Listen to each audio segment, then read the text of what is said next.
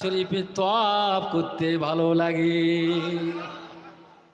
আর একজন সাহাবী উঠে দাঁড়িয়েছে, আল্লাহ নবীকে বলতে লাগলেন, ইয়া রাসূলুল্লাহ, ইয়া হাবিবাল্লাহ, আমার কিছুই ভালো লাগে না।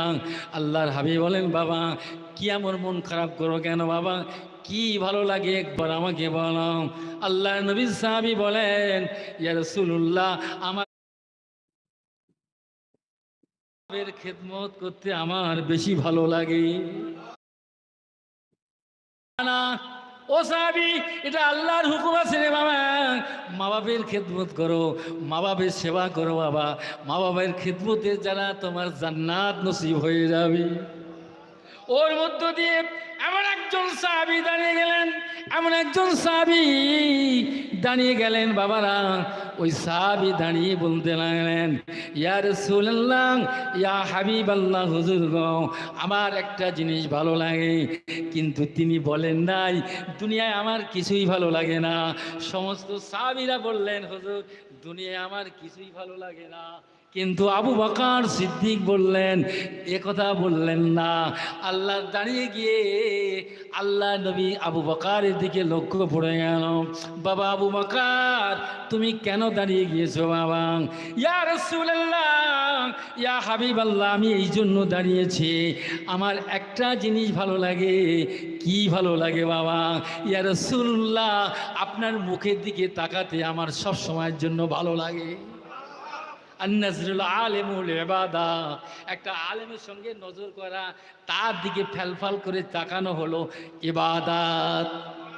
একটু জোরে বলেন। আলেমে রব্বানি, আলেমে হাক্কানি, আল্লাহর আশিকদের নজর করবে, তার সামনে বসবে, তার দিকে তাকাবে, তার দিকে তাকাবে স্নেহ হবে, ভালোবাসায়। দেখবে যদি একবার নজর পড়ে যায়, তোমার তকদির খুলে যাবে, তকদির খুলে যাবে। আল্লাহ নবী সাহাবী বললেন, ইয়া রাসূলুল্লাহ, ইয়া হাবিবাল্লাহ, আমার একটা জিনিস ভালো লাগে, সব সময়ের জন্য আপনার মুখের দিকে তাকানো। আল্লাহ নবী তখন বললেন, বাবা আবু বকর আর কি ভালো লাগে? বলে, হুজুর গো, আপনার সোহবতে থাকতে, আপনার সঙ্গে থাকতে আমার সব থেকে বেশি ভালো লাগে। দেখতে ভালো লাগে, সঙ্গে থাকতে ভালো লাগে। আল্লাহ নবী বলেন, ও বাবা আবু বকর, আল্লাহ নবী জিজ্ঞাসা করছে, বাবা আর কি ভালো লাগে বাবা? বলে, ইয়া রাসূলুল্লাহ, ইয়া হাবিবাল্লাহ, যদি আপনি ইজাজত দেন হুজুর গো, আমি আপনাকে এত ভালোবাসি, আমার জান অপেক্ষা আপনাকে বেশি ভালোবেসে ফেলেছি।